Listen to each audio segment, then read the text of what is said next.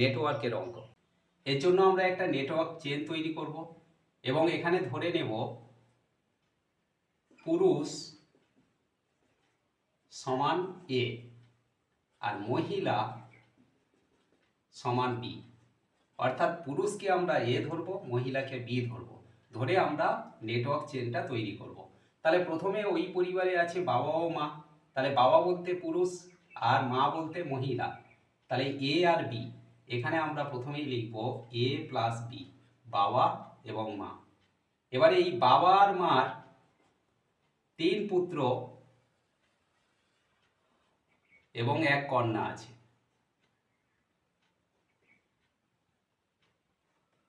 দেখো 3 পুত্র আর 1 কন্যা। এই পুত্রদের 3 জন বিবাহিত, তাহলে প্রথম পুত্রের ক্ষেত্রে আমরা এ প্লাস বি লিখব, কারণ প্রথম পুত্র পুরুষ। গাইডেন্স সাপোর্ট ম্যাথ এডুকেশন ক্লাসে সবাইকে স্বাগত জানিয়ে শুরু করছি আজকের অঙ্কের ক্লাস। আজকের ক্লাসে এক্সাম ম্যাথের একটা ইম্পর্টেন্ট অঙ্ক নিয়ে চলে এসেছি, নেটওয়ার্কের অঙ্ক। আশা করি অঙ্কটা তোমরা ক্লিয়ারলি বুঝে নেবে। চলো শুরু করি আজকের অঙ্কের ক্লাস।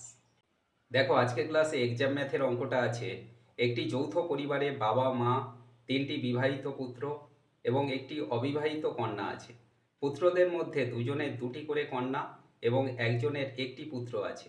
তাহলে ওই পরিবারে মোট কতজন মহিলা সদস্য আছে? দেখো আজকের এক্সাম ম্যাথের নেটওয়ার্ক ম্যাথ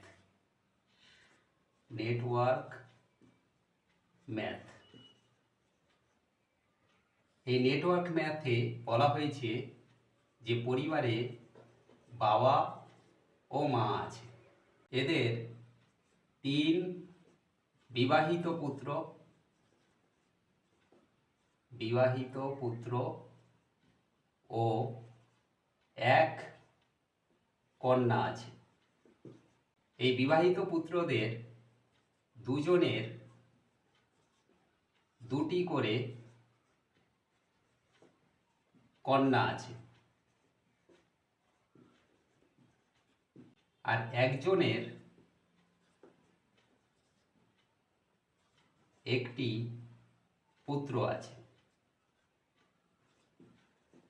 তাহলে ওই পরিবারে মহিলা সদস্য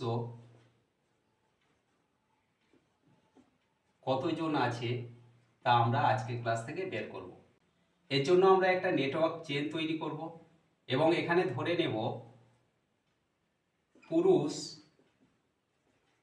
সমান এ আর মহিলা সমান বি। অর্থাৎ পুরুষকে আমরা এ ধরবো, মহিলাকে বি ধরবো, ধরে আমরা নেটওয়ার্ক চেনটা তৈরি করব। তাহলে প্রথমে ওই পরিবারে আছে বাবা ও মা, তাহলে বাবা বলতে পুরুষ আর মা বলতে মহিলা, তাহলে এ আর বি। এখানে আমরা প্রথমেই লিখব এ প্লাস বি, বাবা এবং মা। এবারে এই বাবা আর মার 3 পুত্র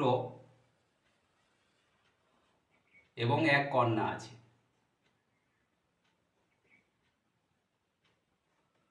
দেখো 3 পুত্র আর 1 কন্যা। এই পুত্রদের 3 জন বিবাহিত, তাহলে প্রথম পুত্রের ক্ষেত্রে আমরা এ প্লাস বি লিখব, কারণ প্রথম পুত্র পুরুষ এবং সে বিবাহিত, সেই জন্য তার স্ত্রী আছে। দ্বিতীয় পুত্রের ক্ষেত্রে সেও বিবাহিত, তাহলে এ প্লাস বি, পুরুষ এবং মহিলা।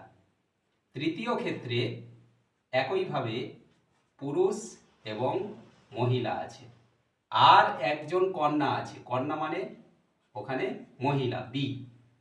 এবারে এই যে আমাদের প্রথম 3 পুত্র, এদের মধ্যে দুজনের 2টি করে কন্যা আছে, তাহলে এই পুত্রের মনে করো 2 জন কন্যা, কন্যা মানে বি। আর এই পুত্রেরও 2 জন কন্যা আছে, তাহলে এখানেও আমরা 2টো বি লিখে দেব। আর আরেকজন যে পুত্র আছে তার একটা পুত্র আছে, তাহলে এর ক্ষেত্রে আমরা পুত্র বলতে এ লিখব। আর এই কন্যার তো বিবাহ হয়নি, সেই জন্য সে একা আছে। তাহলে এই হলো আমাদের নেটওয়ার্ক চেন। এখান থেকে আমরা মহিলা সদস্যকে দেখব। মহিলা সদস্য মানে বি। বি কতগুলো আছে? প্রথমে মা আছে 1, তারপরে প্রথম পুত্রের স্ত্রী আছে 2, দ্বিতীয় পুত্রের স্ত্রী আছে 3, তৃতীয় পুত্রের স্ত্রী আছে 4, আর কন্যা আছে 5।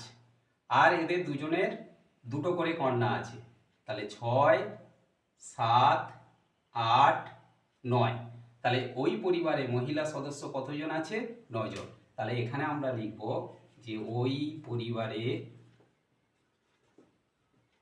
মোট মহিলা সদস্য আছে 9 জন।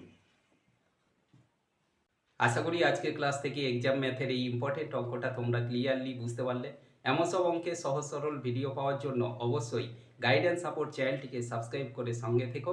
সবাই ভালো থেকো, সুস্থ থেকো, দেখা হচ্ছে পরবর্তী ভিডিওতে।